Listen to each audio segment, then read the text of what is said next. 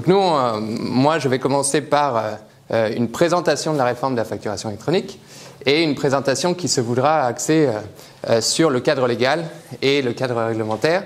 Et on va vous présenter, je vais vous présenter aussi un petit peu les acteurs qui participeront dans ce schéma, parce qu'on va voir que il va y avoir des plateformes qui vont rentrer en ligne de compte. Il y aura la plateforme publique, il y aura aussi des plateformes des acteurs privés. Et ça va changer un petit peu la façon dont on va concevoir la facture, puisque le principe, ce sera qu'on ne pourra plus, entre guillemets, envoyer de facture directement du fournisseur au client. Donc ça va vraiment changer un petit peu le paradigme en matière de facturation. Donc commençons tout de suite. On voulait vous faire un petit peu, donc, comme je vous ai dit, une présentation du cadre législatif et réglementaire, en commençant par l'état du droit actuel. Donc l'état du droit actuel, c'est quoi? C'est ce qu'on appelle un régime libéral de facturation. C'est-à-dire que vous êtes libre d'envoyer votre facture sous n'importe quel format que vous voulez. Que ce soit format papier, format Word, format Excel, même un fichier texte, si vous voulez, vous pouvez le faire. Il y a naturellement quelques petites règles, quelques-unes, notamment qui concernent les mentions sur facture, la date d'émission de la facture, etc., etc. Mais outre toutes ces règles formelles, d'un point de vue substantiel, vous avez une liberté dans le format de la facture. La seule chose que vous demande l'administration fiscale, c'est de vous assurer que vos factures sont sécurisées, qu'elles sont ce qu'on appelle qu'elles sont authentiques, que leur origine est authentique, que leur contenu est intègre et qu'elles soient lisibles. Et ça, c'est donc le triptyque qui est consacré par les textes et qui vise justement à s'assurer que toutes les factures que vous émettez ou que vous recevez sont des vraies factures et qu'elles correspondent bien à des vraies opérations. Alors pour ce faire, je vais déflorer un tout petit peu le sujet, mais je laisserai le co-présentateur en parler un peu plus. Mais vous avez 3 moyens, et même un 4e qu'on va évoquer. C'est pour justement vous assurer que vos factures sont sécurisées. Alors le premier moyen, c'est ce qu'on appelle le DI fiscal. Je ne sais pas si vous en avez entendu parler déjà dans vos entreprises, mais c'est quoi le DI fiscal? C'est donc une technologie EDI, donc qui marche sur un protocole d'échange d'informations dématérialisé, mais ce n'est pas un simple EDI. C'est donc un EDI fiscal, c'est-à-dire qu'il répond à un certain nombre de critères qui ont été posés par le CGI et le livre des procédures fiscales. Vous avez aussi la signature électronique qualifiée. Donc ça, c'est plutôt une technologie de certificat qui va venir s'apposer sur un fichier de facture, par hypothèse. Et donc là, on est moins dans un protocole d'échange, mais plus sur un certificat de fichier. Mais cette signature électronique, là encore, ce n'est pas toutes les signatures électroniques, c'est ce qu'on appelle les signatures électroniques qualifiées, donc qui répondent à un référentiel de sécurité prédéfini. Et enfin, le dernier moyen pour vous assurer de la sécurisation des factures, c'est la documentation établissant une piste de diffiant.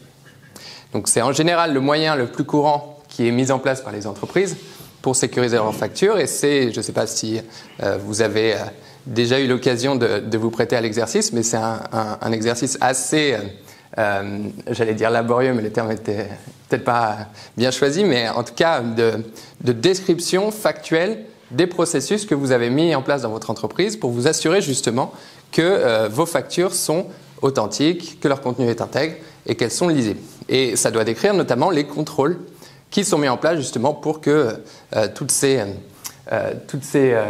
demandes soient répondues. Alors, donc ça, encore une fois, c'est l'état du droit actuel.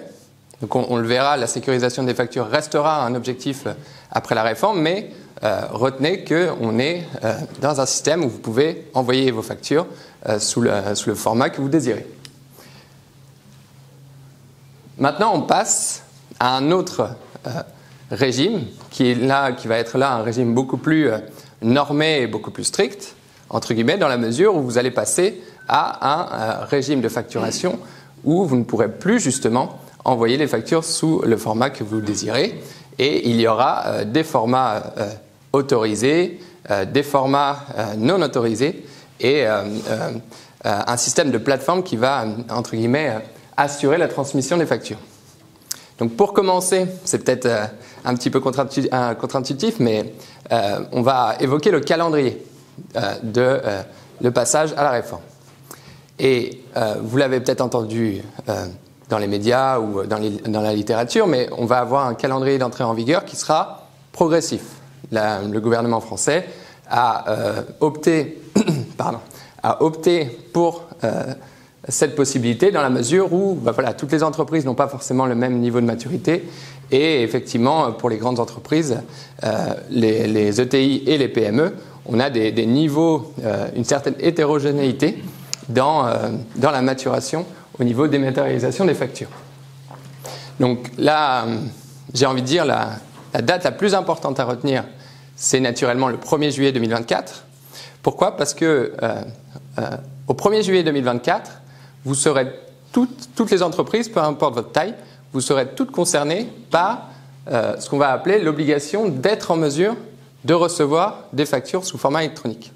Ça veut dire quoi ? Ça veut dire que si une entreprise désire vous envoyer une facture sous format électronique via l'intermédiaire des plateformes, vous ne pourrez plus, comme c'est le cas aujourd'hui, vous ne pourrez plus refuser cette facture sous format électronique. Donc ça, c'est un premier point, c'est quelque chose qui est très important parce que beaucoup d'entreprises se disent nous, on est a priori ETI ou PME, donc on ne sera concerné qu'à partir du 1er janvier 2025 ou du 1er janvier 2026. Mais non, dès le 1er juillet 2024, vous aurez cette obligation-là et vous aurez, entre guillemets, l'obligation d'avoir choisi votre plateforme, d'avoir mis en place éventuellement faire les développements informatiques qui vous permettront de communiquer avec une plateforme, des choses comme ça. Mais s'agissant des grandes entreprises, elles, dès le 1er juillet 2024, elles seront à l'inverse concernées par l'obligation d'émettre des factures sous format électronique. Et c'est pour ça aussi que l'administration a mis en place une obligation d'être en mesure de recevoir. C'est que si une grande entreprise voulait répondre, se conformer à ces obligations et vous envoyer une facture sous format électronique et que vous n'étiez pas en mesure de le faire, disons que l'obligation perdrait de son sens. Au 1er janvier 2025, c'est au tour des ETI d'être assujettis à l'obligation d'émettre des factures sous format électronique. Et au 1er janvier 2026, ce sera au tour des PME. On vous a mis également la date de 2023, l'année 2023. Pourquoi ? Parce que vous aurez déjà des premiers effets de la réforme dès 2023, dans la mesure où, en 2023, il va y avoir ce qu'on va appeler la création de l'annuaire central. Alors, on ne rentre pas trop dans les détails, mais l'annuaire central, c'est finalement un annuaire des données de routage des entreprises qui vont recevoir les factures. Et ça veut dire quoi ? Ça veut dire que sur cet annuaire, vos fournisseurs auront l'adresse où envoyer la facture sous format électronique. Ce qui va se passer, c'est que l'administration fiscale va ouvrir une période où elle va pré-remplir cet annuaire avec des données qui sont déjà connues, donc les données que vous pouvez retrouver dans le répertoire INSEE ou des choses comme ça. Et ce sera à vous de venir confirmer, confirmer ces données si vous voulez, entre guillemets, utiliser le portail public de facturation, ou alors renseigner avec un acteur privé l'adresse d'une plateforme de dématérialisation privée. Donc voilà, dès 2023, vous aurez, entre guillemets, des petites choses à faire. Et retenez peut-être que le calendrier que je suis en train de vous présenter, c'est un calendrier, l'administration a confirmé que c'était un calendrier facultatif. C'est-à-dire que si vous êtes une PME, si vous êtes une ETI, vous pouvez vous mettre à envoyer des factures sous format électronique, même avant le 1er janvier 2026 ou le 1er janvier 2025. Ça peut être intéressant pour des entreprises qui font partie d'un groupe et pour lesquelles chaque entité a des entrées en vigueur, des entrées dans la réforme différentes. Par exemple, on peut avoir une ou deux ETI et une dizaine de PME. Et dans ces cas-là, disons que c'est une possibilité pour ce groupe-là de faire entrer tout le monde en même moment dans la réforme. Est-ce que ça va sur le calendrier ? Donc maintenant, on passe aux obligations en tant que telles. Et alors, on vous a présenté ce slide comme ça pour faire passer le message comme quoi il n'y aura pas, entre guillemets, qu'une obligation de facturation électronique. Vous aurez une obligation de facturation électronique, vous aurez une obligation de télédéclaration des données de transaction, donc ce qu'on appelle le e-reporting plus communément. Vous aurez aussi, dans certains cas, une obligation de déclaration des encaissements que vous percevez. Et vous aurez aussi une quatrième obligation, l'obligation de transmettre ce qu'on va appeler des données de cycle de vie. Donc, je vais tout vous présenter par la suite, mais vous verrez que une fois la facture envoyée, si je puis dire, ce ne sera pas terminé pour autant. Donc, s'agissant de la facturation électronique, qu'est-ce que ça concerne? Ça concerne l'ensemble des opérations qui sont assujetties à TVA, donc effectivement assujetties à TVA, et qui sont réalisées entre deux assujettis établis en France. Et j'ai envie de dire, c'est tout. Donc, ne sont concernées par la facturation électronique en tant que telle que les opérations assujetties à TVA en domestique. Donc, exit toutes les opérations internationales, exit aussi toutes les opérations exonérées ou hors champ de la TVA. Donc, toutes ces opérations-là, elles ne donneront pas lieu à facturation électronique comme on l'entend, c'est-à-dire passage par une plateforme, facture sous un format autorisé, etc., etc. Donc ça, c'est la première obligation. Et vous avez ensuite une deuxième obligation, ce que je vous expliquais, c'est la télédéclaration des données de transaction. Et cette fois-ci, ça va concerner tout le reste. C'est-à-dire que toutes les opérations qui déclenchent en fait une obligation de TVA, que ce soit une obligation d'effectivement payer la TVA ou de déclarer une opération, elles vont tomber dans ce qu'on va appeler l'obligation de transmission des données de transaction. Donc là, ça concerne quoi? Ça concerne justement les ventes B2B internationales, certains achats également. Par exemple, les acquisitions intracommunautaires, vous devez auto-liquider la TVA sur ces acquisitions intracommunautaires, donc ça va donner lieu à la production d'un fichier de e-reporting. Vous avez également toutes les opérations B2C, toutes les opérations pour lesquelles vous n'avez pas en tant que telle une obligation de facturation, mais pour laquelle vous avez une obligation de déclarer du chiffre d'affaires et éventuellement de payer de la TVA. Et donc on l'a mis dans cette partie-là, mais on va le décrire un peu plus. Mais vous avez aussi, dans ce qu'on appelle le e-reporting, ce que je vous expliquais, la déclaration des données d'encaissement et la déclaration des données de cycle de vie. Donc, de la même manière que pour le invoicing, vous aurez aussi certaines exclusions. Donc là, on pense aux importations. Pourquoi? Parce que pour les importations, on aurait pu se dire, effectivement, je déclare pas du chiffre d'affaires, mais des acquisitions en importation, donc ça devrait tomber en tout cas dans le e-reporting. Mais en fait, ce qu'il se passe pour les importations, c'est qu'il y a déjà un système de déclaration automatique. D'ailleurs, si vous avez regardé votre dernière CA3, le montant des importations est pré-rempli, en fait. Et donc, le fait qu'il y ait déjà un dispositif de déclaration automatique a poussé l'administration, entre guillemets, à ne pas exiger une autre voie de déclaration pour ces opérations-là. Et vous avez une autre exclusion, peut-être un peu plus particulière, mais qui concerne l'utilisation du guichet unique européen. Là, ça concerne que les sociétés dites étrangères, mais ça concerne en fait les sociétés étrangères qui vendent en France à des non-assujettis des biens et au titre desquels elles déclarent leur chiffre d'affaires par le guichet unique européen. Je ne sais pas si ça vous concerne, mais en tout cas, sachez qu'il y a une exclusion. Ça me permet aussi de faire une petite précision, c'est que donc pour la facturation, la facturation électronique, on l'a dit, ça ne concerne que les entreprises qui sont établies en France, mais le e-reporting, étant donné que ça concerne toutes les opérations qui, de près ou de loin, sont soumises à une obligation en matière de TVA, eh bien, ça peut aussi concerner des sociétés étrangères. Donc, si dans votre groupe ou où vous avez une entreprise étrangère mais qui a des obligations en matière de TVA en France, donc typiquement est-ce qu'elle a un numéro de TVA? Eh bien si elle a un numéro de TVA, il y a de fortes chances qu'elle soit concernée par l'obligation de e-reporting. Ça c'est aussi un petit peu quelque chose de difficile à concevoir, mais en tout cas ce sera quelque chose de bien réel. Donc voilà pour les deux premières obligations, les obligations je dirais principales. Maintenant, on aborde aussi deux autres obligations et qui, là, concernent la transmission des données d'encaissement et la transmission des données de cycle de vie. Alors, pour la transmission des données d'encaissement, il y a des opérations pour lesquelles l'exigibilité de la TVA, c'est-à-dire le moment où vous payez ou vous devez reverser la TVA au Trésor, elle intervient au moment où vous recevez justement le paiement de cette opération. Alors, est-ce que vous voyez de quelle opération je parle?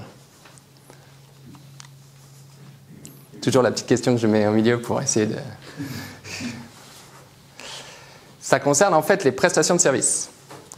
Pour les prestations de services, l'exigibilité de la TVA, elle intervient au moment du paiement, sauf dans un cas, sauf si vous avez préalablement opté pour le paiement de la TVA sur ces opérations-là, justement, d'après les débits. Donc d'après le moment où vous émettez la facture. Et donc ça veut dire que au moment où vous recevez le paiement, sauf si vous avez opté pour les débits, au moment où vous recevez le paiement, vous devez reverser la TVA. Et c'est pour cette raison que l'administration fiscale a mis en place une obligation de déclaration des données d'encaissement, justement pour déterminer le moment où la TVA était due au Trésor. Et justement, on l'a dit, c'est pour les opérations, c'est pour les prestations de services pour lesquelles on n'a pas opté pour les débits que l'exigibilité de la TVA intervient au paiement. Donc ça veut dire que cette obligation-là, elle est strictement réservée aux prestations de services pour lesquelles vous n'avez pas opté pour les débits. Donc ça, c'est une obligation plus circonscrite. Et encore une fois, je le répète, transmission des données d'encaissement si vous réalisez des prestations de services pour lesquelles vous n'avez pas opté pour les débits. Alors, il y a un autre cas où vous devez reverser la TVA au moment où vous encaissez le paiement. Et c'est une nouveauté depuis le 1er janvier 2023. C'est au moment où vous percevez des acomptes sur des livraisons de biens. Donc c'est une réforme qui est intervenue là cette année. Et dans cette situation également, vous devez collecter la TVA au moment où vous percevez le prix de l'opération.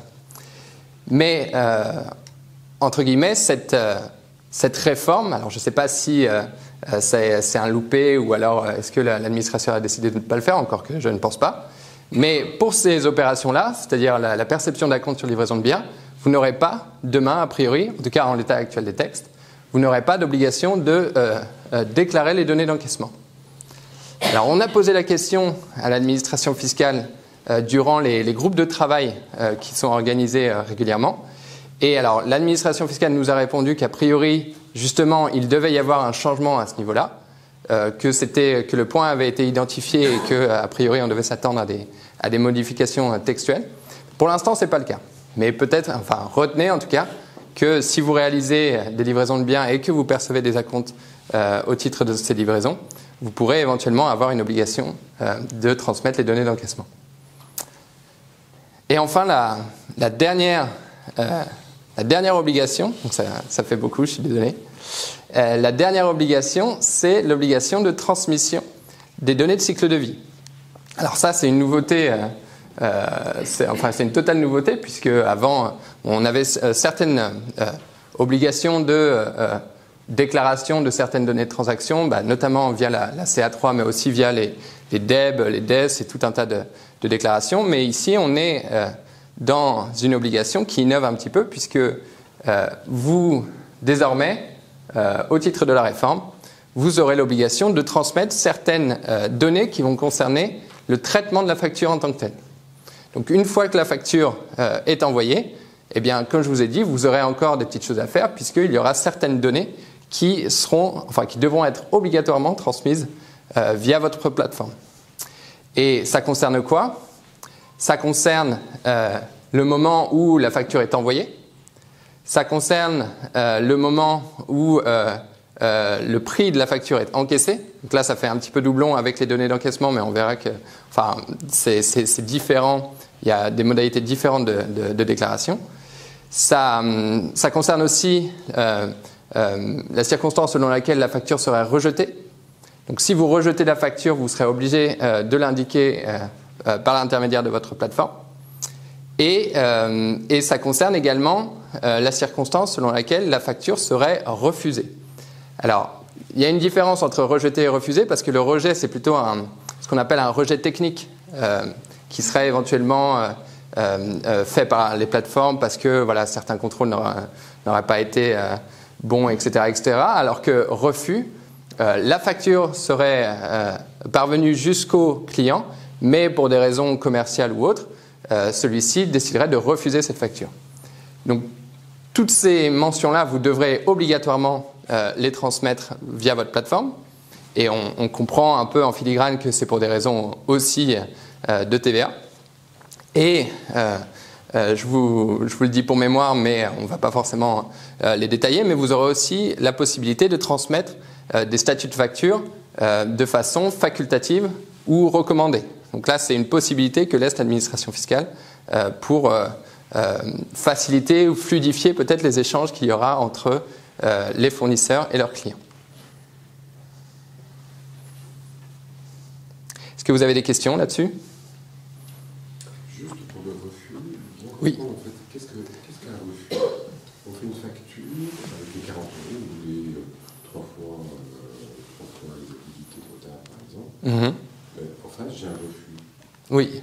Qu'est-ce qui se passe? Alors, justement, en principe, la facture, vous avez envoyé votre facture à votre plateforme, la plateforme a envoyé cette facture à la plateforme de votre client et la facture est arrivée jusqu'au client. Donc on est bien dans un schéma où la facture est allée directement jusqu'au client. Et le client, pour des raisons commerciales, donc on pourrait tout à fait imaginer une quantité qui ne serait pas la bonne ou des délais de paiement qui ne seraient pas les bons, le client décide qu'il n'accepte pas cette facture.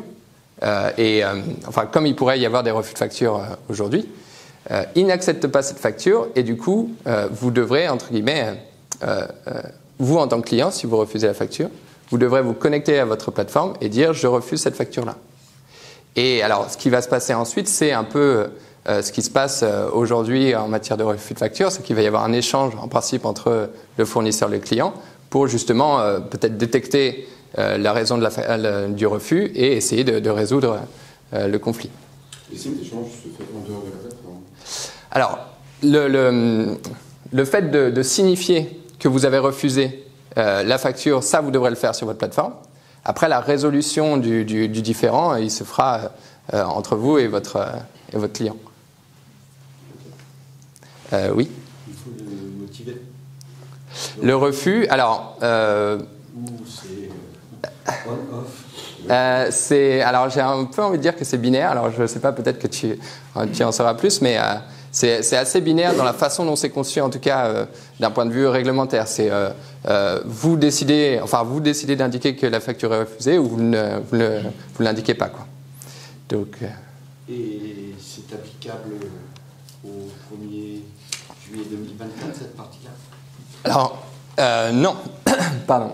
En fait, sauf l'obligation d'être en mesure de recevoir les factures, oui. Toutes les autres obligations dont je vous ai parlé, elles ne rentrent en vigueur voilà, que dans le calendrier progressif. Okay. Et de la même manière, si vous décidez, je vous donne la parole tout de suite, mais de la même manière, si vous décidez de rentrer plus tôt dans la réforme, du coup, les obligations, elles suivent. Tout à fait. Moi, j'ai la question concernant les avoirs. Oui. En 1 et en 2, quand il y a un impayé, oui. On a une obligation de déclaration. Alors, s'agissant des avoirs, les avoirs, c'est, donc d'un point de vue des textes, c'est un document qui corrige la facture initiale.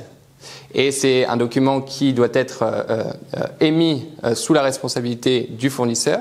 Donc je vous confirme que ça devra également passer par un système de plateforme. Donc, vous aurez des factures, mais vous aurez aussi des documents qui viendront corriger la facture, parce qu'on considère un peu que c'est, que d'un point de vue formel, en tout cas, c'est la même chose, entre guillemets. Et votre deuxième question, c'était les impayés. Qui est accepté, oui. mais qui n'est pas payé. Alors, puisqu'on va la passer en perte à un moment donné. Oui. Oui. Alors, d'un point de vue, j'ai envie de dire, réforme de facturation électronique, c'est un petit peu hors système, dans la mesure où, en fait, tous les traitements comptables que vous allez faire de la facture, ça relèvera de votre responsabilité à vous. Mais ça ne rentre pas, entre guillemets, s'il y a un impayé, sous une certaine mesure, je vais vous l'expliquer, hein, mais s'il y a un impayé, tous les traitements comptables que vous ferez de cet impayé, ils ne devront pas se faire par l'intermédiaire d'une plateforme. Mais si effectivement il y a un impayé, il faut regarder l'opération sous-jacente de cet impayé. C'est-à-dire que si vous avez un impayé sur une opération pour laquelle vous deviez déclarer l'encaissement. Donc par hypothèse, a priori, vous n'avez pas d'encaissement du tout, entre guillemets. Donc ça veut dire que si cette opération a été résiliée, vous devrez indiquer par l'intermédiaire de cette obligation de donner l'encaissement que vous n'avez pas reçu le paiement de l'opération en tant que telle. Et vous avez ce qu'on appelle un cas d'usage, justement, sur cette question en tant que telle, et qui concerne justement les opérations résiliées, les impayés, etc., etc. Donc, tout ça pour vous dire que l'administration a identifié justement la question des impayés et elle a donné des règles de gestion propres pour ce cas particulier. Voilà. Une dernière question. Oui. Sur la partie encaissement, oui. À la lecture de ce que vous avez écrit, c'est facture par facture la donnée. Alors, en principe, oui. Une sorte de relevé des encaissements nominatifs ou détaillés plutôt. Alors, il faut faire attention sur de quel encaissement on parle. Si c'est un encaissement B2B, il faudra effectivement faire en principe facture par facture, mais on va voir qu'il y aura des façons d'un peu automatiser peut-être les processus. Par contre, si vous êtes en matière de B2C, je ne sais pas si c'est votre cas, bon. Mais en tout cas, pour mémoire, si vous êtes en matière de B2C et que vous enregistrez des encaissements à l'aide d'une caisse enregistreuse, l'administration vous permet, entre guillemets, de donner le ticket Z, donc c'est-à-dire l'ensemble des opérations à la fin du jour. Voilà.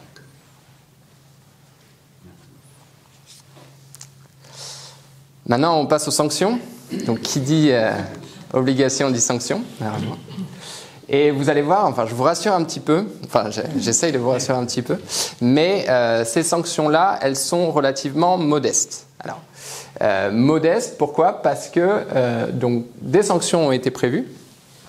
Et alors, pour les assujettis, vous aurez une amende qui sera de 15 € par facture que vous n'auriez pas envoyée par un système de plateforme. Et pour les obligations de e-reporting et de données d'encaissement et de données de cycle de vie, vous aurez une amende de 250 € par transmission qui n'aurait pas été faite via l'intermédiaire d'une plateforme. Ces amendes seront plafonnées, l'une ou l'autre, à 15 000 € par an. Donc ça veut dire que, très concrètement, ça veut dire que si vous ne faites rien, eh bien vous vous exposez à 30 000 € d'amende par an. Donc après, il y a aussi peut-être les 40%, etc., etc. Mais en tout cas, pour simplifier, schématiser un peu à outrance, vous aurez entre guillemets 30 000 € par an si vous ne faites rien. Pour les plateformes aussi, vous aurez un système d'amende. Et là, plus grave pour elles, mais je ne sais pas si on a des... Mis à part, bien sûr. Voilà, je ne sais pas si on a des plateformes, mais tout ça pour dire que vous aurez des amendes, mais aussi une sanction un peu plus, entre guillemets, dissuasive, c'est le retrait de l'immatriculation de la plateforme. Et ça peut être un très grand enjeu pour les personnes concernées. Mais le point que je voulais vous présenter, c'est que finalement, on s'accorde à dire pour que les amendes soient un petit peu modestes, mais la grande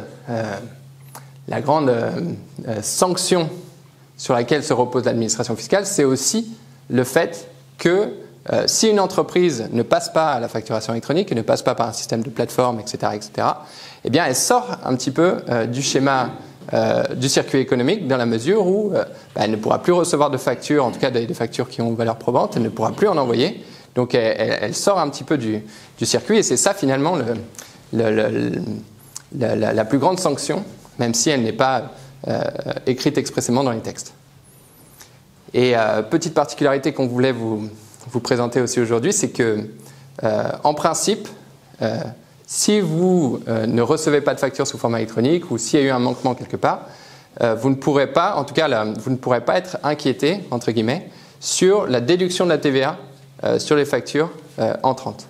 Pourquoi ? Parce que c'était une sanction qui avait été prévue dans les premières ébauches de la réforme, et c'est une sanction qui justement a été retirée puisque le gouvernement français, au moment de présenter son projet à la Commission européenne, a décidé de retirer cette sanction puisqu'elle craignait que son projet ne passe pas de ce fait-là.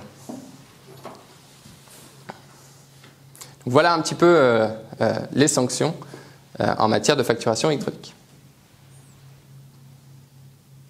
Donc, très rapidement, je ne sais pas, j'ai pas l'œil sur l'heure, donc je ne sais pas si... Très rapidement, les acteurs de la réforme, et je laisserai mon collègue en parler beaucoup mieux et beaucoup plus que moi. Mais justement, on a évoqué le fait que demain, vous ne pourrez plus émettre de facture directement à votre client et vous ne pourrez plus en recevoir de votre fournisseur. Et ce qui va se passer, c'est qu'on va passer par un système de plateforme, et un système de plateforme qu'on appelle un système en Y. Donc ça va ressembler à ça. Donc ça, c'est un schéma de l'administration fiscale, hein, donc c'est pas, je me dédouane de toute responsabilité.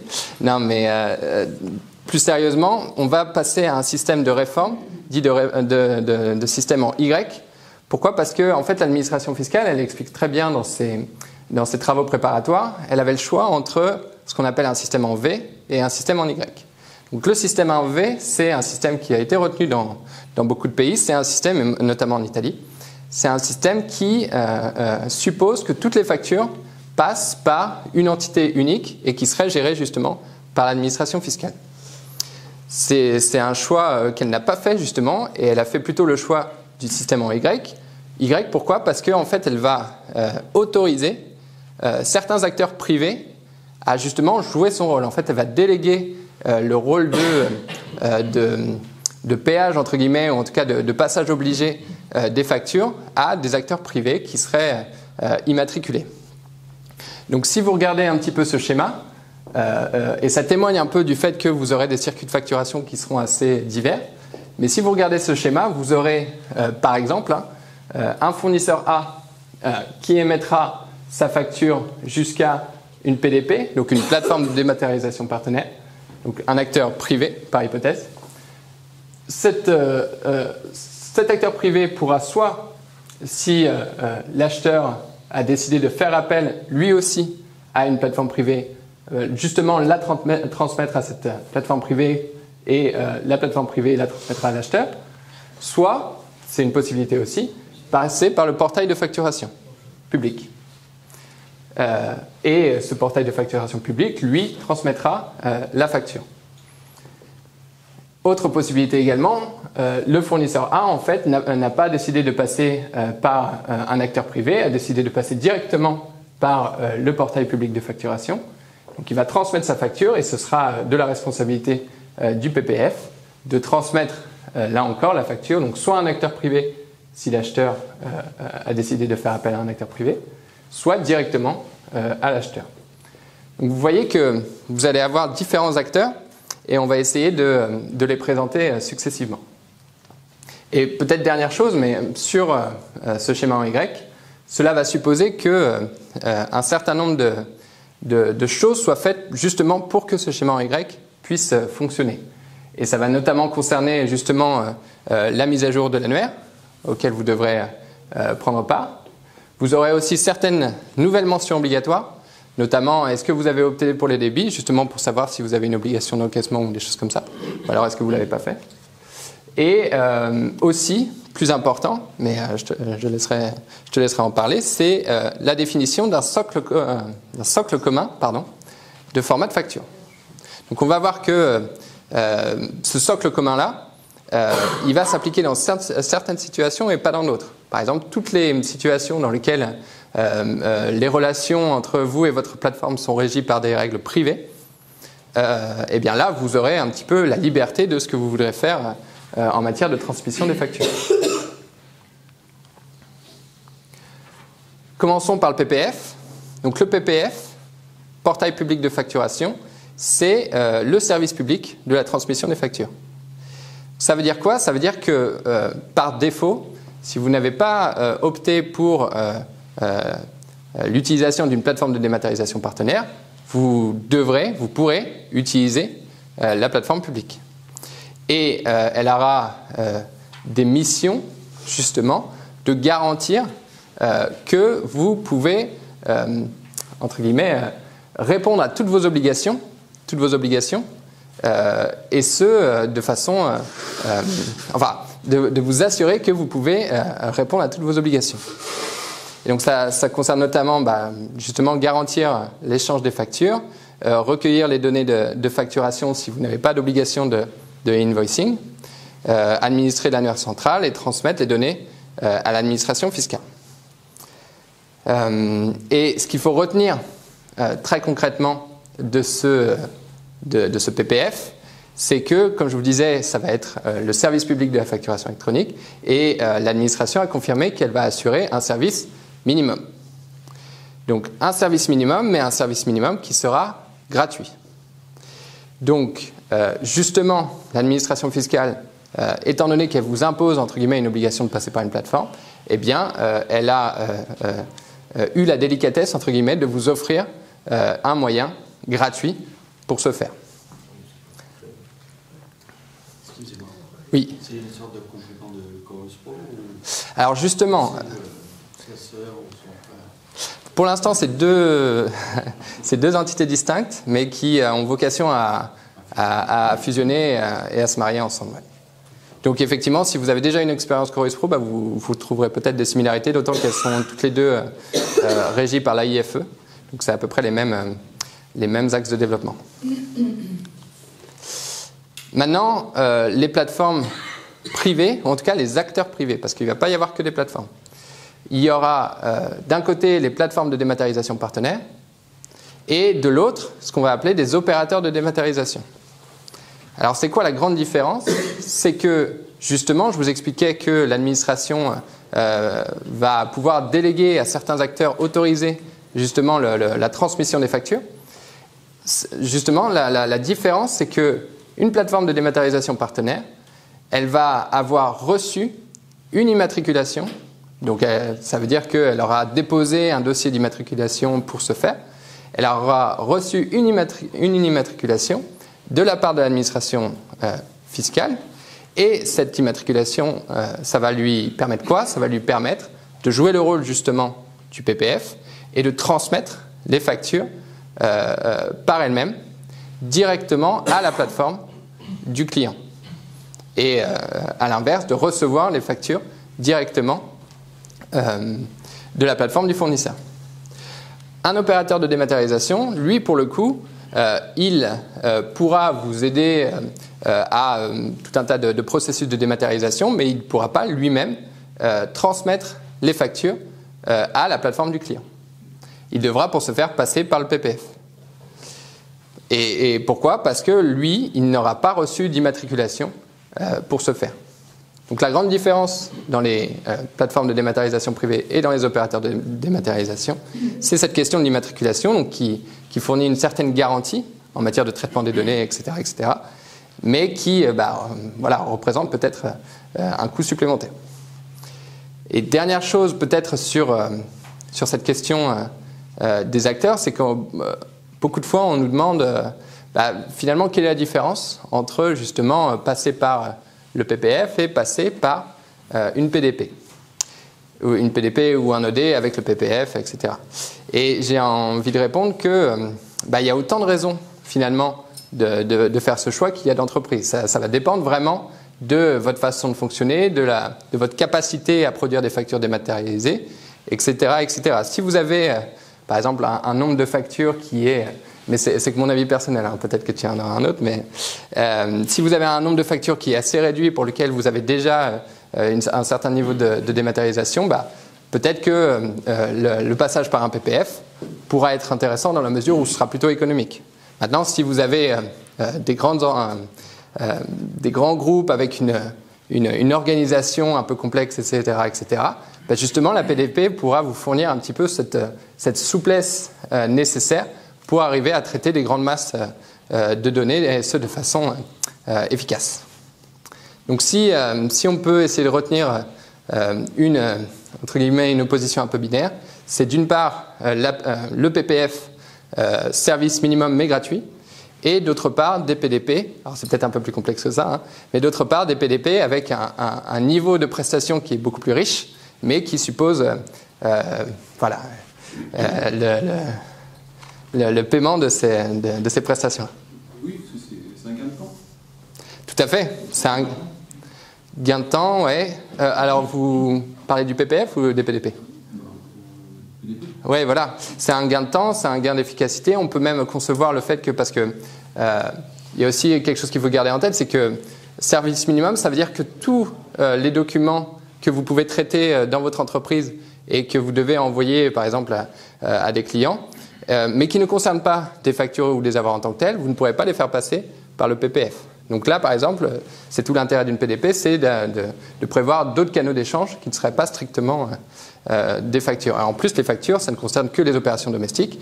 Et vous avez, j'imagine, tous des opérations internationales pour lesquelles vous envoyez des factures également. Donc il y a tout un tas de raisons de privilégier la PDP par rapport à un PPF. Je conclus mon propos, je ne sais pas combien de temps j'ai fait, mais je conclus mon propos sur les prochaines étapes.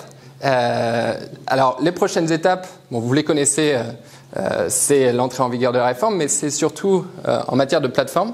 Et justement, je conclus par une nouvelle toute fraîche, c'est que on a eu il y a quelques jours l'arrêté qui créait le service d'immatriculation des plateformes. Alors, pendant un long moment, on se disait, on ne sait pas comment on fait, on ne sait pas si on doit commencer maintenant parce que voilà, les plateformes ne sont pas encore connues. Enfin, mis à part, je mets de côté les acteurs qui se posent en tant que PDP alors qu'il n'y a eu encore aucune immatriculation d'octroyée. Mais on se disait, voilà, les plateformes ne sont pas encore connues, comment on démarre, etc., etc. Là, ça se concrétise puisque normalement, en principe, à partir du 1er mai 2023, vous aurez l'ouverture du service des immatriculations et ce service aura en principe 2 mois pour se prononcer sur les dossiers d'immatriculation qui lui ont été déposés. Et donc, a priori, d'ici début du 3e trimestre 2023, vous aurez déjà peut-être une image des futures plateformes.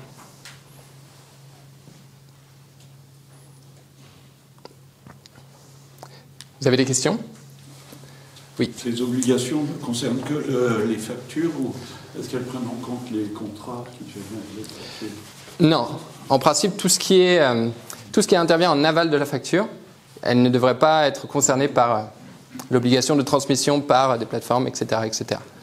Donc ça relève tout ce qui est juridique, tout ce qui est comptable également.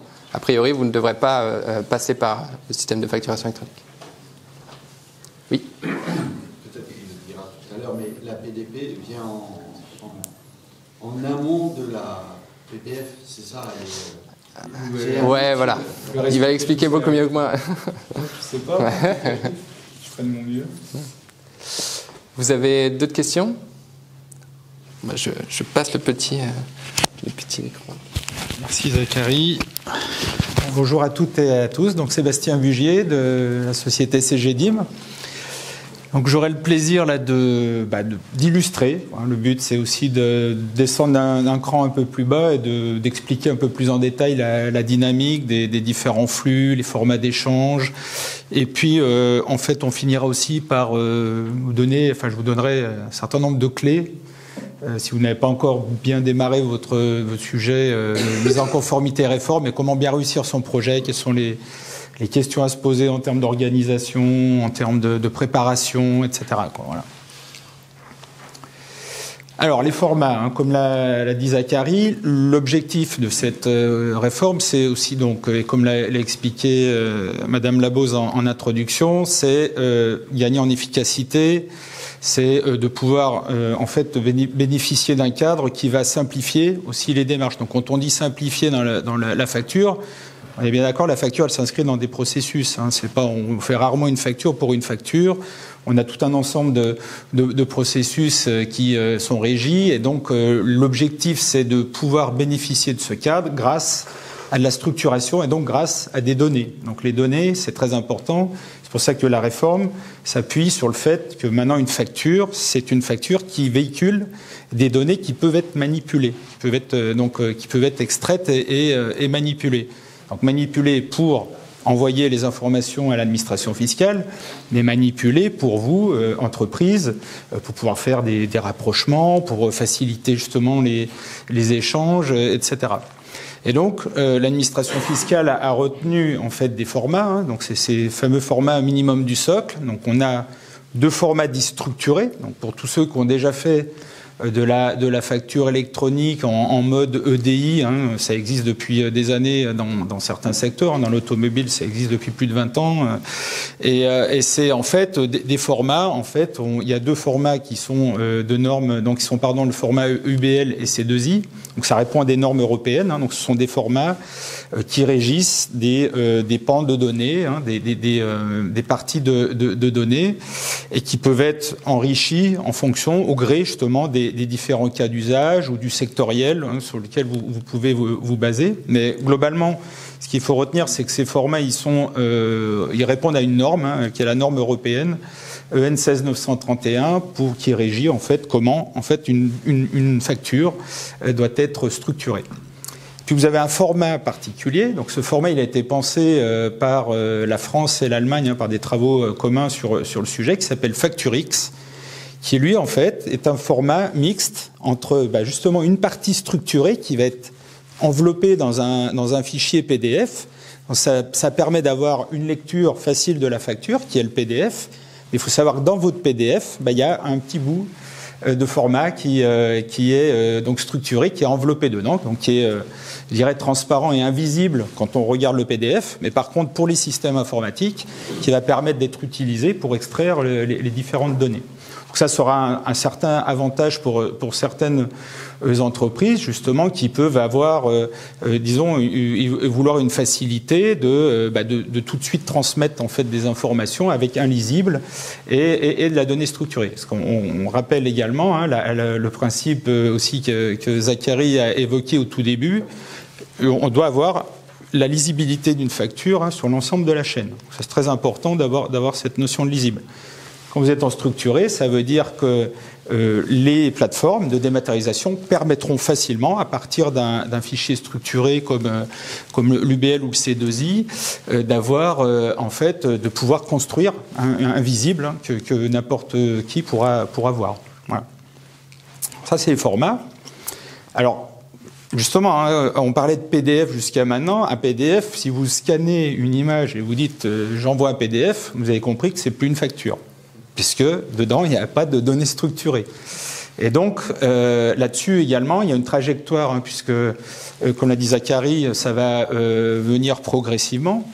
Et toutes les entreprises ne sont pas forcément, justement, à même de pouvoir,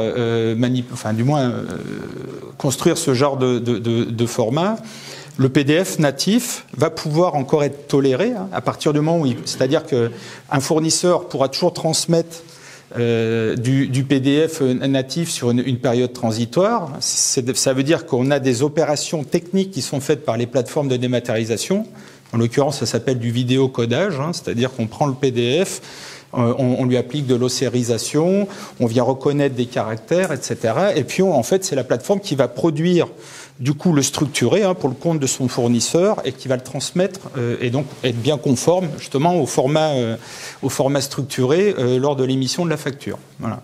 Donc il faut savoir que ça va être possible jusqu'en 2027 avec une tolérance donc prévue jusqu'en 2027.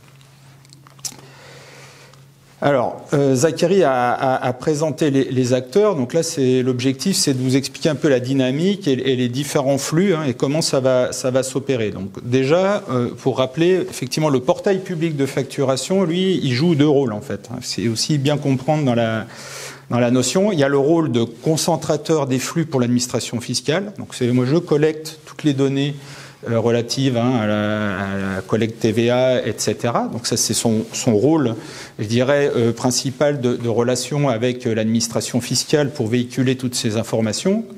Et puis, il a un rôle, comme l'a dit Zachary, de plateforme dématérialisée, publique, gratuite, par défaut, si une entreprise ne souhaite pas avoir un acteur privé pour ce faire. D'accord ?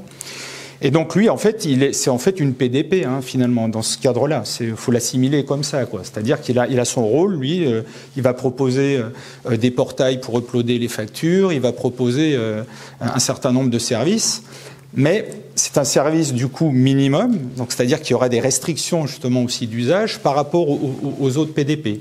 Un exemple, c'est que sur les modes, par exemple, il ne fera pas de signature électronique. Donc sur les 3 modes qu'a évoqué Zachary, il y aura un seul mode qui sera possible, c'est la piste d'audit fiable. C'est-à-dire que ça obligera l'entreprise à documenter ses processus, etc., si l'entreprise retient les PPF. Il n'y aura pas d'EDI fiscal non plus, puisqu'il n'est pas prévu par le PPF de faire des conversions de format, etc. Donc vous voyez, il y a un certain nombre de cas. Donc c'est pour ça qu'il faudra bien penser au moment du choix de votre plateforme de dématérialisation, en fonction de critères, ou les avantages ou inconvénients, de voir si cela vous convient, ça suffit ou pas, quoi. Voilà. Et donc vous avez les PDP, justement. Donc ces acteurs qui sont en fait des acteurs de confiance de l'État. Et donc ces acteurs de confiance, ils sont soumis à une immatriculation, un processus d'immatriculation assez contraignant, parce que justement, ça va être, je dirais, une partie, une extension de l'État, puisqu'il y aura des responsabilités en termes de contrôle, en termes d'envoi des données fiscales, tout comme le portail de facturation le fait dans son rôle de PDP, service public gratuit.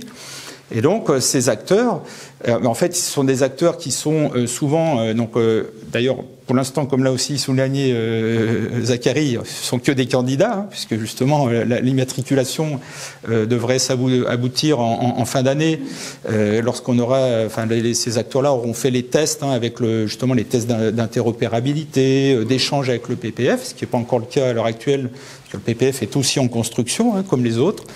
Mais globalement, ce sont des acteurs qui sont issus du monde de la dématérialisation et qui ont des services justement divers et variés pour accompagner les fournisseurs et les acheteurs dans les relations. Et donc, ça commence comme ça. La facture, c'est qu'un fournisseur va choisir donc sa plateforme. Donc on va avoir les flux en bleu là que vous voyez. Donc ce fournisseur va passer par la PDP. La PDP, elle, son rôle, ça va être bien sûr, va prendre le flux de facture bleu et donc le transmettre en fonction du code SIREN et SIRET. Donc ça, c'est un élément que je reprendrai, mais qui est très important et très structurant, c'est que tout le routage, tout l'adressage va se passer sur les codes SIREN et SIRET des entreprises. Donc si vous avez déjà une mauvaise qualité de vos codes SIRET dans vos bases, il va y avoir de gros problèmes d'aiguillage, puisque vous potentiellement ne transmettrez pas les factures au bon endroit. Mais donc cette notion-là est ultra structurante, et donc l'annuaire centralisé se base justement sur ces niveaux-là, sur code SIREN, SIRET, et également un code service pour encore affiner si nécessaire l'aiguillage. Mais globalement, cette PDP, les flèches bleues, elles sont régies par justement l'adressage SIREN, SIRET. les PDP vont extraire les données de facturation. Donc on voit des flux, le flux violet que vous voyez. Donc ça c'est le rôle de la PDP. C'est pas une facture qui est transmise là. Ce sont les données extraites pour l'administration fiscale. On reviendra dessus. Et Zacharie a expliqué qu'il y avait des données obligatoires et mentions obligatoires. Et on verra dans la suite les différentes données qui sont transmises. Et puis, tout autour, vous avez donc les flux dits de cycle de vie, c'est-à-dire qu'à chaque fois qu'il y a des interactions, à chaque fois qu'il y a des changements dans le cycle de la facture jusqu'à la transmission finale à l'acheteur et comment l'acheteur va réagir vis-à-vis de la facture, ce sont des états qui sont également remontés de manière au fil de l'eau, et donc qui va donner d'ailleurs un élément intéressant sur une meilleure granularité de suivi de la facture. Voilà. Et vous avez la même chose, c'est-à-dire si un fournisseur choisit le PPF, comme l'a expliqué Zacharie, donc là, alors le PPF, lui, va lui-même faire, il y a juste une facture à transmettre, et le PPF va lui-même faire les extractions de la flèche violette pour l'administration fiscale, au contraire de la PDP. Voilà. Alors les acteurs, c'est donc ces différents acteurs, donc ils se mettent en place. Donc c'est pour ça que la notion de cadre et de format est très importante, parce que vous imaginez que si dans un système comme ça en réseau, chacun fait ce qu'il veut, c'est compliqué. En tout cas, ce qui est aussi intéressant entre deux PDP, c'est qu'on a beaucoup d'entreprises qui ont déjà opté depuis des années sur l'EDI fiscal. Donc avec ce qu'il faut comprendre là-dedans, c'est aussi la possibilité de véhiculer des données autres que les données obligatoires, puisqu'en fait, encore une fois, si la facture s'inscrit dans un processus et que vous voulez avoir des moyens de rapprochement particuliers, etc., ça veut dire que vous allez véhiculer, vous souhaitez que votre fournisseur véhicule des données complémentaires, des données métiers qui vous intéressent. Et donc ça, c'est aussi le rôle des PDP de pouvoir accompagner tout ça, et de permettre tout ça, ce que le PPF ne permettra pas. Et donc le cycle de vie, il y a 4 statuts qui sont obligatoires. Donc ça c'est en rouge. Donc en gros c'est le fournisseur, il a déposé une facture, l'acheteur il la rejette. La plateforme de l'acheteur la rejette sur un plan technique. C'est essentiellement des statuts techniques, le mauvais format, incompréhension de la facture, pas de code sirène, etc. Et refusé là au sens fonctionnel du terme. Donc c'est ce fameux statut qui va déclencher justement après un échange bilatéral avec le fournisseur, et puis le fameux statut encaissé, comme l'a expliqué Zacharie, puisque avec ce statut, un certain nombre de données vont devoir être remontées, notamment les montants d'encaissement, etc. Et vous avez après un ensemble de statuts qui sont dits optionnels, qu'on n'est pas forcément obligé de gérer. Globalement, après, c'est aussi en fonction des PDP. Globalement, toutes les PDP sont accordées à dire on va gérer le maximum de statuts, mais ce sont il y a d'autres statuts qui sont plus fins pour pouvoir se dire ça a été reçu par la plateforme de l'acheteur et ça a déjà été mis à disposition de l'acheteur. Donc c'est aussi une indication qu'on est déjà allé un peu plus loin que simplement avoir transmis techniquement une facture, que derrière tout ça il y a des approbations partielles, etc. Que le paiement a été transmis aussi. Ça peut être intéressant ça d'avoir aussi ces éléments plus fins que juste d'attendre que d'avoir le règlement. Donc ça donne des indications et ça permet justement d'asseoir après dans l'organisation de l'entreprise des processus un peu plus complets, Alors, les mentions obligatoires de la facture, elles sont régies par 3 droits. Il y a le droit commercial, le droit fiscal et l'environnement, donc tout ce qui concerne l'éco-participation. Et donc là, le sujet, c'est qu'il y aura certaines données qui vont être attendues au démarrage et d'autres qui seront en fait attendues plus tard et qui seront cibles à atteindre en 2026. Alors je vais revenir déjà sur les premières données obligatoires. Alors, tout ce qui de 1 à 6, donc vous avez différents niveaux. Je ne sais pas si vous arrivez ici quand même à lire. Oui, mais bon, il y a des informations générales sur le fournisseur, sur l'acheteur. En fait, là-dessus, vous avez des nouvelles mentions. Donc tout ça, ce sont des mentions actuelles qui sont obligatoires. Et puis vous avez sur la partie de droite les nouvelles mentions notamment des mentions qui peuvent être en fait qui sont importantes, donc comme la nature de l'opération, pour distinguer si on est dans des livraisons de biens, prestations de services ou les deux, qui sont des notions d'ailleurs qui sont pas forcément encore bien véhiculées ou analysées de la sorte. Les options pour le paiement, justement, la fameuse option sur les débits, donc si l'entreprise elle décide d'avoir à l'émission de la facture ou alors quand ça sera à l'encaissement. Le numéro de TVA assujetti unique, ça c'est quand vous avez des groupements de fournisseurs, il y a un acteur qui agit pour l'ensemble des fournisseurs. Et puis le fameux, donc encore une fois, sirène, client, qui là cette fois-ci c'est obligatoire, puisque sans ça, encore une fois, la facture ne pourra plus être transmise au bon interlocuteur. Donc ça, c'est démarrage 2024. Donc on est en fait sur les données d'en-tête et de pied de facture. Et après, justement, c'est là où, dans la réforme, il y a à partir en 2026 sur les flux B2B domestiques, l'obligation d'être au niveau de la ligne de facture cette fois-ci. Donc on descend beaucoup plus fin dans la facture. Et là aussi, il y a des mentions obligatoires qui sont nécessaires, notamment tout ce qui est la date d'émission de la facture rectifiée en cas d'émission d'une facture rectificative, tout ce qui est l'adresse de livraison incluant les pays de livraison, si l'adresse du client, etc. Donc ça aussi, c'est des notions importantes au niveau ligne facture qui seront à transmettre. Alors on a parlé des flux e-reporting, je ne veux pas revenir, mais donc il y a deux blocs. Il y a tout ce qui régit le B2B international et tout ce qui régit le B2C, avec donc facturation aux particuliers. Et là encore, donc là toutes ces informations de e-reporting, ce sont en fait le rôle des PDP d'agréger en fait et de consolider toutes ces informations pour transmettre à l'administration fiscale, ou voir si les entreprises sont connectées au portail directement et ont choisi le portail public de facturation, c'est lui-même qui fera la transmission sur les données détaillées que l'entreprise aura fournies. Donc là-dessus, encore une fois, ça concerne les opérations à destination à provenance de personnes morales assujetties non établies en France, donc tout ce qui est livraison de biens, exportation de biens, livraison de biens, services intracommunautaires, exportation de biens et de services. Donc les importations sont hors cadre puisque régies déjà sur une collecte automatique différente. Et puis sur le B2C, c'est tout ce qui est en fait les ventes au détail, livraison de biens et fourniture de services en France, les ventes à distance, les fournitures de biens et de services à des particuliers aussi hors Europe, et tout ce qui est opération imposable en France par un non-assujetti ou un autre même inscrit au guichet unique. Alors là-dessus, pareil, je vous aurez les slides, mais il y a tout un ensemble d'informations qui sont nécessaires, mais globalement sur le flux B2B international, on a les données identiques à celles transmises dans le cadre de l'e-invoicing, à l'exclusion du numéro de sirène, parce que le sirène, lui, dans le cas d'un assujetti étranger, il n'y a pas de sirène. Mais par contre, il y a des règles, justement, pour se dire ce dont on a besoin quand même pour l'identifier d'une certaine manière.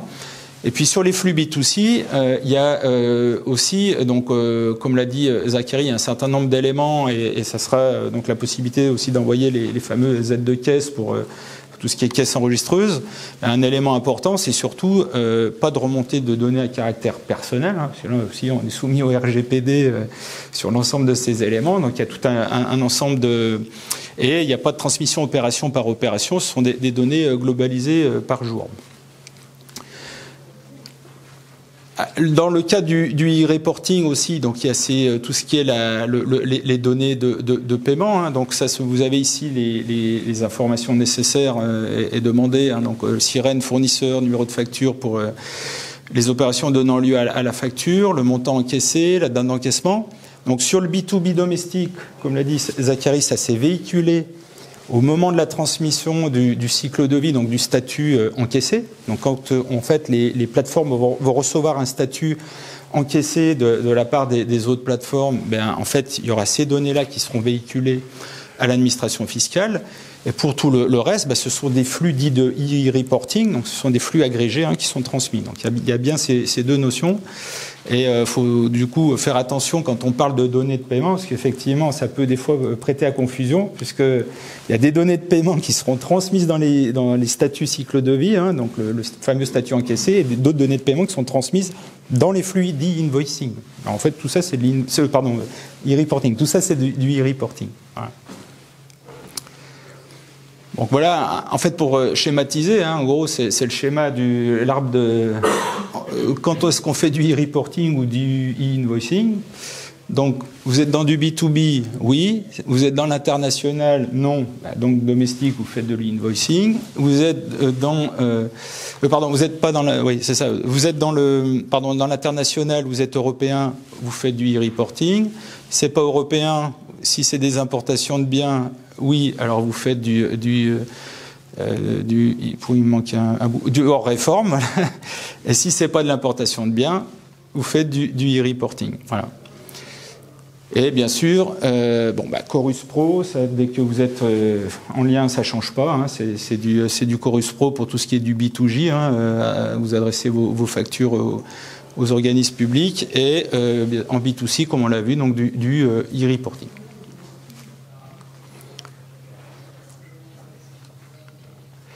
Alors, comme l'a dit aussi, je ne veux pas rentrer non plus dans chaque cas d'usage, mais on l'a vu, et au travers de vos questions, on a vu que vous aviez un certain nombre de questions. Comment je vais gérer les impayés?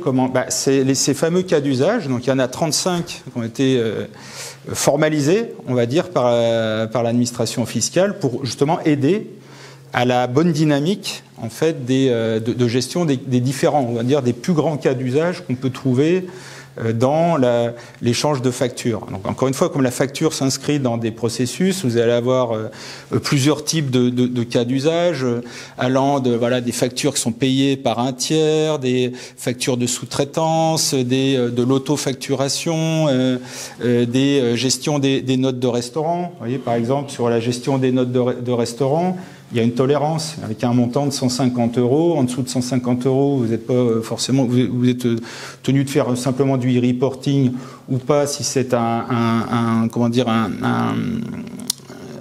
si c'est en dessous de 150 et que l'entreprise destinataire est OK. Si c'est au-delà de 150, vous devez faire du invoicing. Sur l'autofacturation, par exemple, ça, c'est le principe qu'un acheteur, c'est lui qui devient en fait l'émetteur de sa propre facture, puisqu'en fait, c'est lui-même qui va générer les infos et qui va adresser aux fournisseurs. Donc, on est dans des flux inverses. Donc, tout ça aussi, il faut comprendre la dynamique. Donc, tous ces cas d'usage sont en fait documentés, sont décrits. Donc, ça régit et ça donne les grilles de lecture de la façon dont on va dire les flux doivent être traités. C'est donc important, et c'est aussi important dans le sens où c'est ce qui va permettre aussi de constituer on va dire un pilote. Donc c'est ce fameux pilote qui va démarrer à partir du 1er janvier, donc sur un panel d'entreprises. Donc l'administration fiscale va retenir 300 entreprises à peu près en France pour pouvoir participer à ce pilote qui va être mené dans des conditions réelles.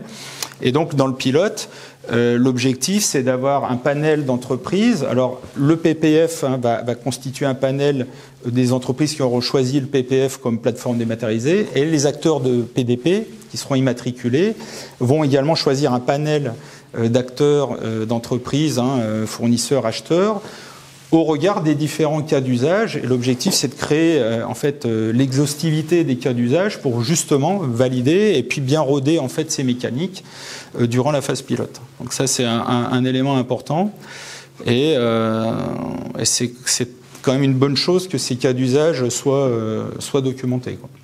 Ça aide les entreprises à la compréhension, et du coup, ça va vous aider aussi à vous projeter en fonction de vos activités, des types de cas d'usage que vous allez le plus souvent rencontrer, quoi. Essayez d'accélérer. Bien se préparer à la réforme. Donc ça aussi, c'est bien sûr, vous avez vu, au premier abord, ça peut paraître complexe, il y a des choses nouvelles.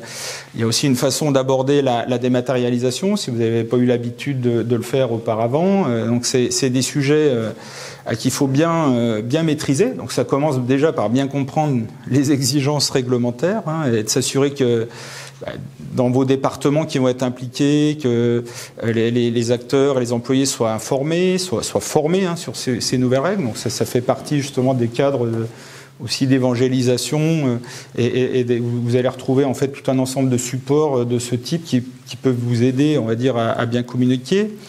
Donc à bien aussi appréhender les contraintes réglementaires comme des opportunités. On l'a vu, c'est aussi un élément intéressant et qui peut amener, qui va amener de la valeur ajoutée aux entreprises. Donc il vaut mieux l'aborder comme une opportunité que comme une contrainte. C'est d'ailleurs souvent le cas, on va dire, avec le réglementaire. On a à y gagner, et là vous allez avoir à y gagner, notamment par l'optimisation des coûts que l'automatisation va permettre, ou aussi améliorer, je dirais, la qualité, on l'a vu, grâce à des statuts et une vision plus fine, la rétention de clients, grâce à la transmission d'informations, le fait que vous allez être, en tant que fournisseur, beaucoup plus fin sur la façon de suivre le recouvrement, ou inversement, côté client, beaucoup plus fin pour pouvoir faire vos règlements dans les délais, etc. Donc il y a tous ces sujets où il est important de démarrer le projet par justement des objectifs qui amènent la valeur dans l'entreprise. Et pour ça, bien sûr,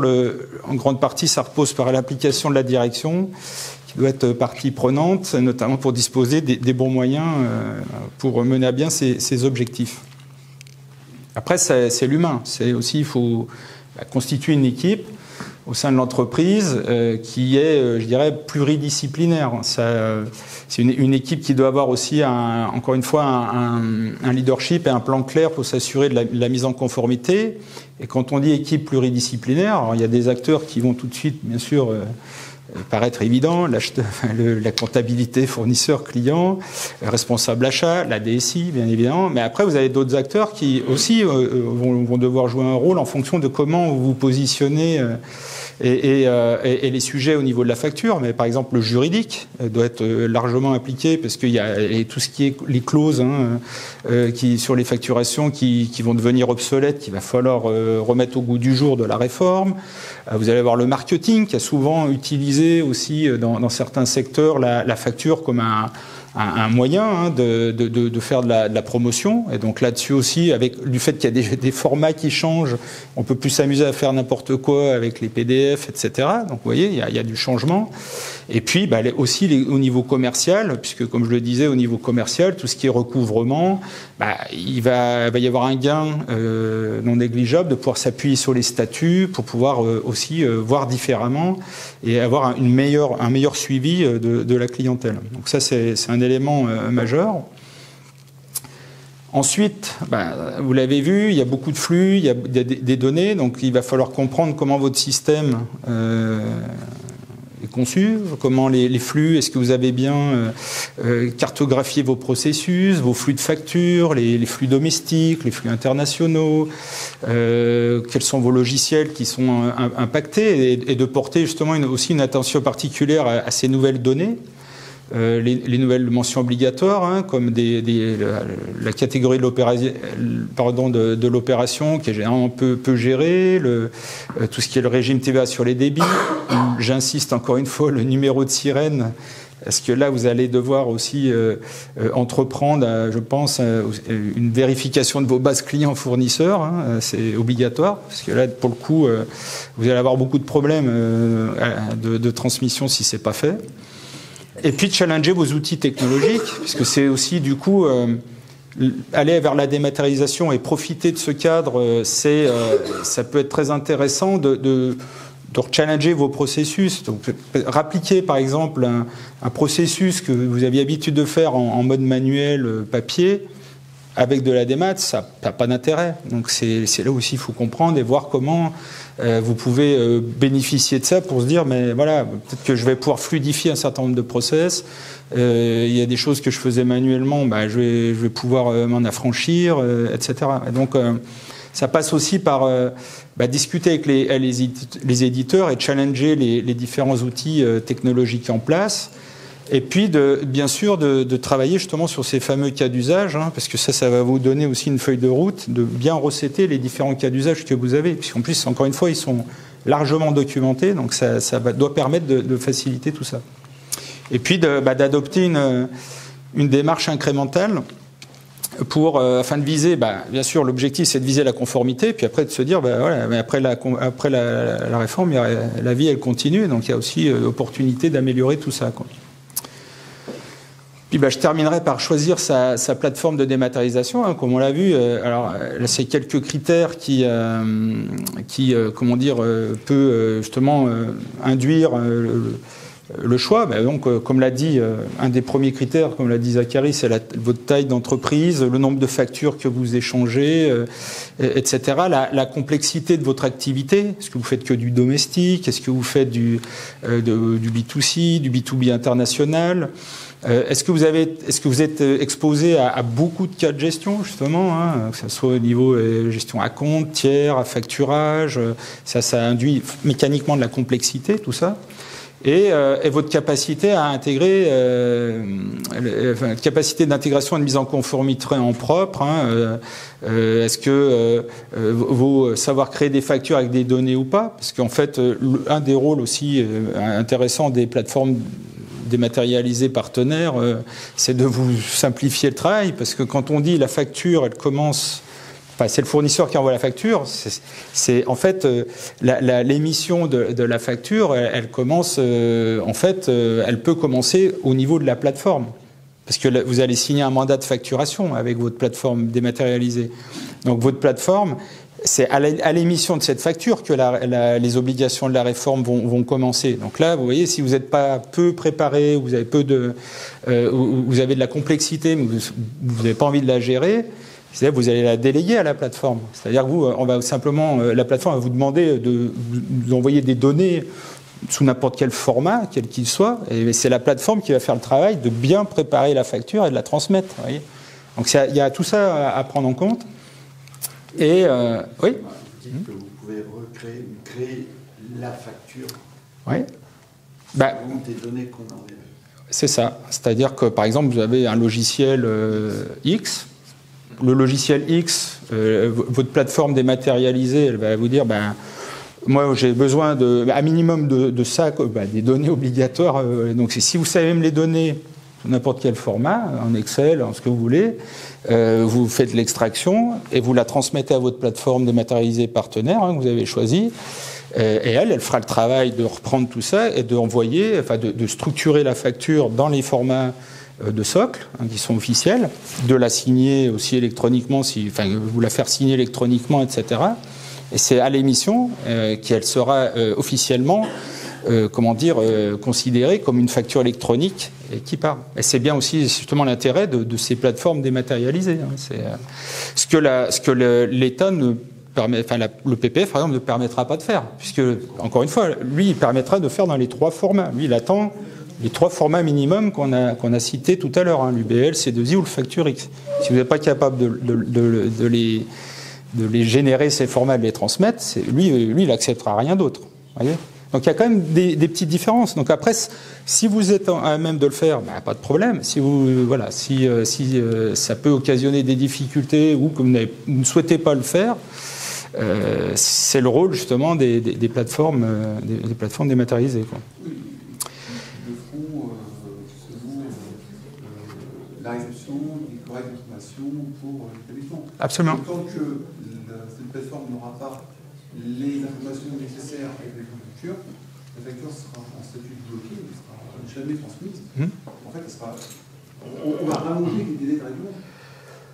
Pas forcément, non. C'est au contraire, je dirais qu'on peut les accélérer dans le sens où on va aussi permettre de ne pas envoyer des factures quand, de toute façon, on est sûr que le client va la rejeter. Et c'est aussi ça, quoi. C'est-à-dire que tout ce qui va permettre de préparer la qualité de la facture en amont, et puis de ne pas faire courir un délai de paiement, de toute façon, vous êtes sûr que si la facture elle est bancale, elle sera refusée. Donc c'est aussi ce genre de choses, vous voyez, qu'il faut intégrer. Il faut le penser, justement, ça permet de penser un peu différemment le cycle, quoi. Oui. Moi, si je comprends bien, le PDP peut remplacer un logiciel qu'on a aujourd'hui uniquement pour générer une facture ou non? Non, ça restera, enfin, tout ce qui est votre comptabilité, etc. Enfin, tout ça, non. C'est un logiciel tout simple qui génère uniquement une facture. Est-ce que le PDP il est capable de faire ça ou non? Pas du tout. Alors, si c'est un logiciel, si vous, le PDP, oui, il peut permettre de gérer une facture dès lors qu'on a, encore une fois, on a les données nécessaires pour le faire. Donc, souvent, en fait, si vous utilisez un logiciel, c'est que vous avez les données, justement, les bonnes données pour le faire. Ce qu'on voit, c'est qu'on a des logiciels là qui vont, très certainement, la plupart des logiciels vont se mettre à générer du FactureX, puisque ça peut être justement intéressant et on le voit, les grands éditeurs se mettent à faire ça, quoi. Donc ça, en l'occurrence, si votre logiciel le permet, ça permettra de le simplifier. Après, dans vos relations, c'est toujours pareil, entre vous, si vous agissez en tant que fournisseur et vous avez des grands acheteurs, généralement ces grands acheteurs aussi, alors si vous avez déjà eu l'occasion de mettre en place des liens un peu informatisés, très souvent, l'acheteur vous a demandé de véhiculer des informations complémentaires. Et ça, vous n'allez pas forcément les retrouver. Vous voyez, comme ça. Donc c'est aussi le rôle d'après des PDP de pouvoir permettre justement cette logique de préparation, données obligatoires, éventuellement des données complémentaires en fonction de votre acheteur. Donc c'est ça aussi, ces éléments de dynamique qui peuvent être mis en place, quoi. Puis ça n'a pas vocation à remplacer votre ERP. Voilà. Ouais.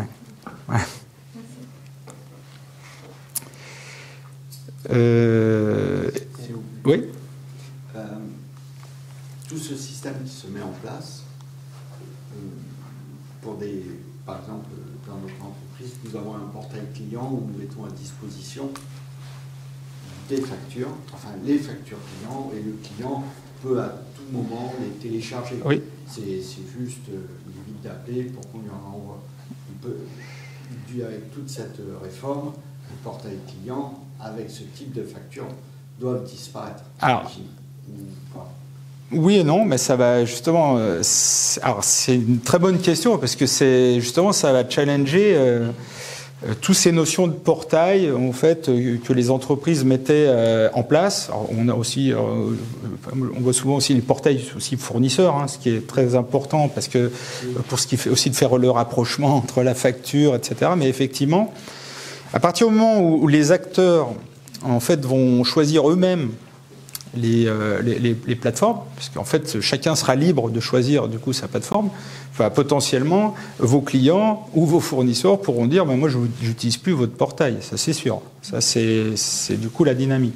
C'est encore une fois là où ce qui va vraiment être important de voir, bon, c'est déjà l'influence que va avoir la taille les entreprises dans l'écosystème pour pouvoir continuer à inciter en fait des pratiques qui simplifient encore une fois la relation entre le fournisseur et l'acheteur et inversement.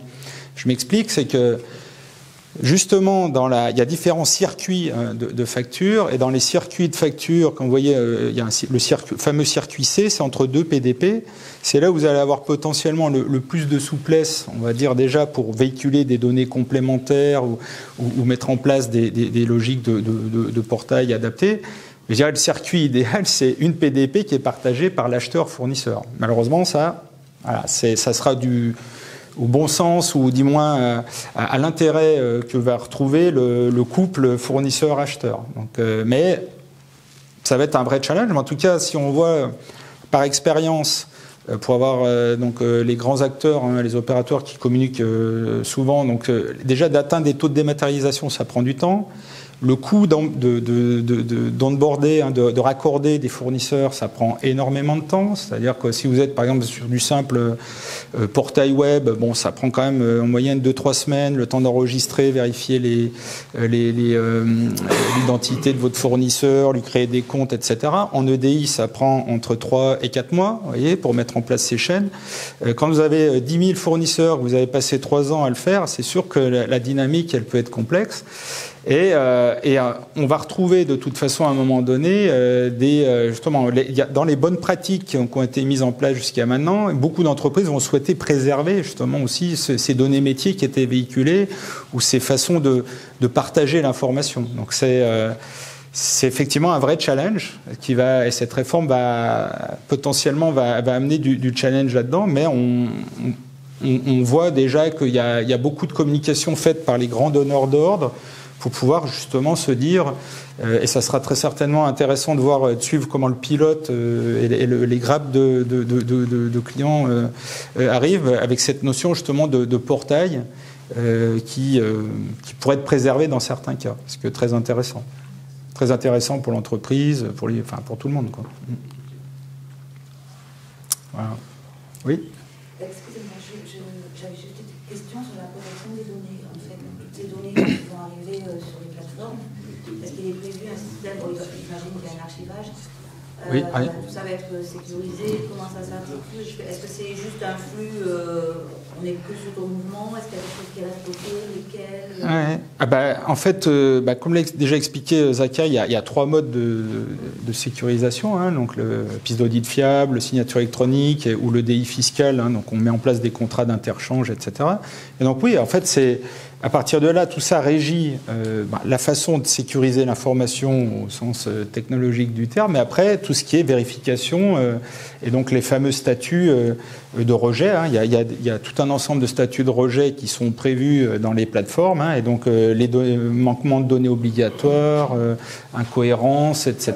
Et donc tout ça, ça sera effectivement appliqué de facto, quoi. Alors après, je ne sais pas si vous aviez un contrôle particulier. Mais, non. Ça j'entends bien au niveau des différents types de factures. C'est juste que là, on va avoir énormément d'informations qui vont circuler, qui concernent les entreprises, qui concernent les clients, qui concernent les flux financiers. Il y a plein de choses. Oui. Même, comment est-ce que tout ça va être archivé, en fait? Après, l'archivage,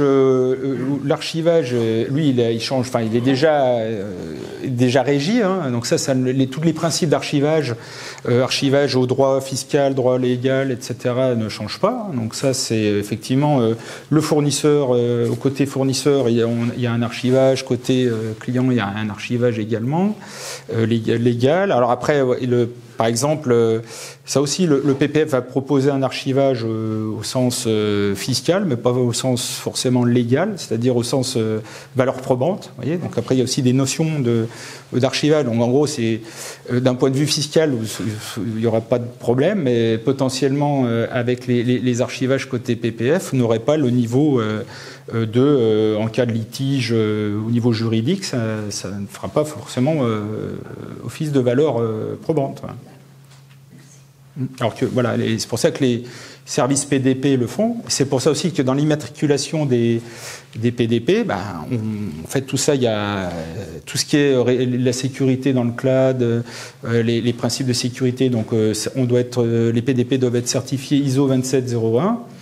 Et puis certains acteurs aussi qui ont leur data center vont jusqu'à aussi la qualification Secnum Cloud. Hein, donc ça, c'est en l'occurrence CGDIM, on a opté aussi pour ces niveaux de sécurité puisqu'on sera qualifié par la NSSI, où donc les données seront stockées en France et avec la qualification Secnum Cloud de la NSSI, donc pour aussi donner encore un gage de sécurité de l'information, quoi. Oui. La dématérialisation de la facturation, on voit ça effectivement comme étant une contrainte.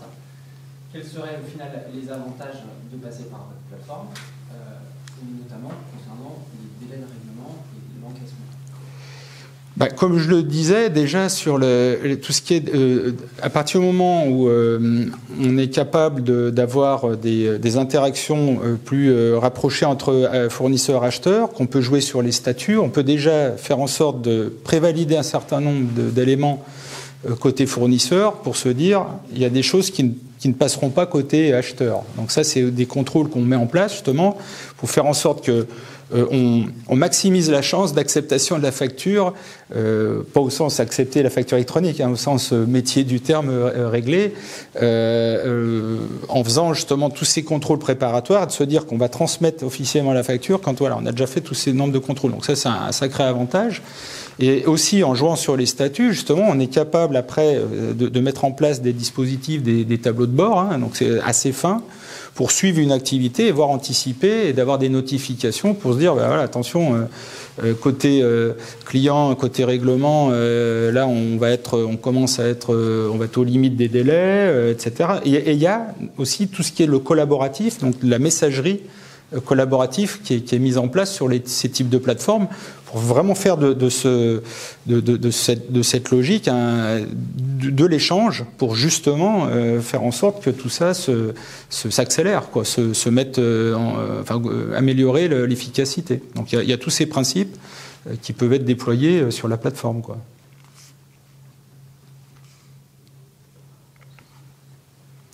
Et le coût? Eh ben le coût, c'est sûr que comme le coût.